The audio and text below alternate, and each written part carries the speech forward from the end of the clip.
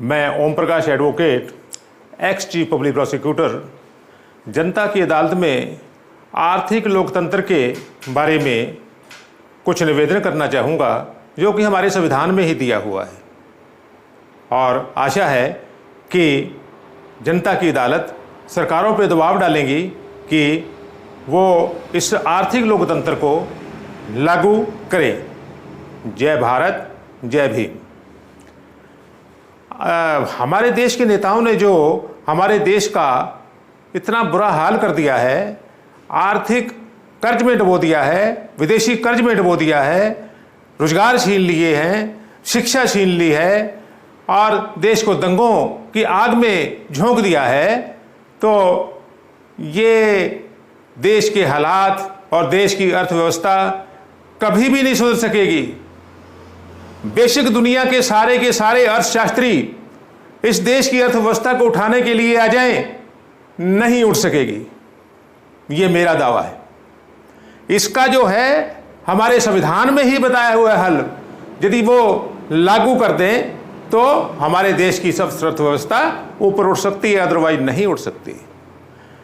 तो मैं आपको कुछ आंकड़ा पेश करना चाहूँगा कि देखिए कि एक जो हमारे देश में ये भूमिहीन कृषि मजदूरों की बहुत बुरी हालत है।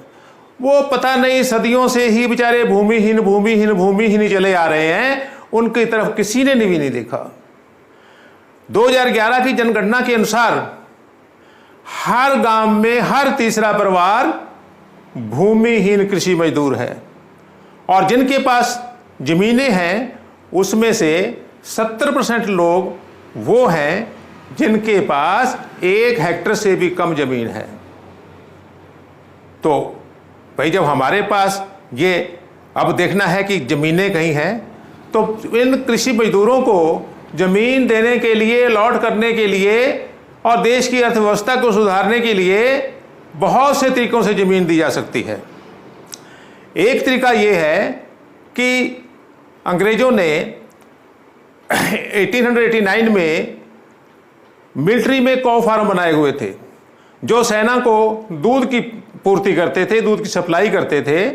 और वो नीति जो थी नेहरू जी ने भी लागू रखी, इंदिरा जी ने भी लागू रखी और बाद की सरकारों ने भी लागू रखी।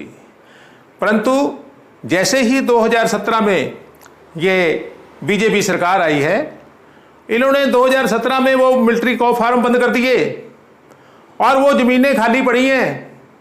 और वो ज़मीनों जो हैं कि इन्होंने कहा, ये कहना है कि इन ज़मीनों का हम किसी और सदुपयोग करेंगे, कहीं और लगाएंगे। तो भाई हमारे पास ज़मीन पड़ी हुई है, हमारे पास कानून है संविधान का। संविधान के जो में एक पूरा चैप्टर नंबर 3 वो दिया हुआ है आर्थिक लोकतंत्र के बारे में।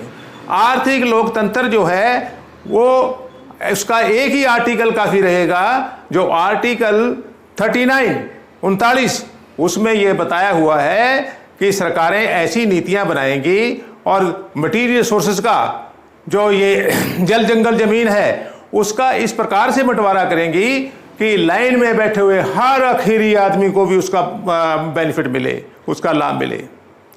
तो हमारे पास ये कानून है, हमारे पास जो है कि ज़मीनों के आंकड़े भी हैं। तो अब जो है कि भूमिहीन कृषि मजदूरों को यदि वो ज़मीनें अलाट कर दी जाएं, तो उनका काफ़ी कुछ जो है कि वो उनका उत्थान हो सकता है। और जो देश में भुखमरी है, जो देश में जो है कि महंगाई है, उस पर बहुत सा नियंत्रण पाया जा सकता है।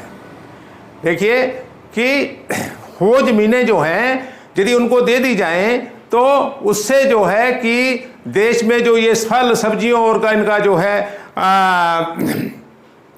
कमी है, उसकी पूर्ति हो सकती है। और हमारा सरकारों से निवेदन ये है कि या तो उन मिलिट्री फार्मों को चलाया जाए, सेना के दूध मुंह से दूध न छीना जाए, और यदि आपने छीन ही लिया है तो फिर आप ऐसे करिए कि उन जमीनों को भूमिहीन कृषि मजदूरों को दे दो, और ये दूध की सप्लाई जो है कि भूमिहीन कृषि मजदूर ही कर देंगे, गेहूं की सप्लाई की मजदूर कर देंगे, और फल सब्जियों की कमी नहीं आने देंगे, और ये देश की अर्थव्यवस्था भी उठ जाएगी और हमारे जो खर्चे हैं वो भी बच जाएंगे।